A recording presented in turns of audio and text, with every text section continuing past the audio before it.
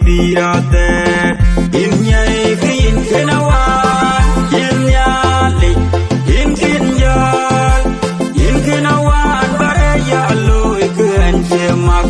re ya lo ya re ta kwandon nyali in joga kin fokla ila de bilane de rendi dia in nyali chajot joge ta keneloi de jadi dapo jalnyai in nyai kin kenawan in nyali in kinjal in kenawan bare ya lo ikuen chemak re ya lo ya re ta kwandon nyali in joga kin fokla ila de bilane de bendi nyali de don in ya long ran gambo reja radon mo an ya kad long in bani de wi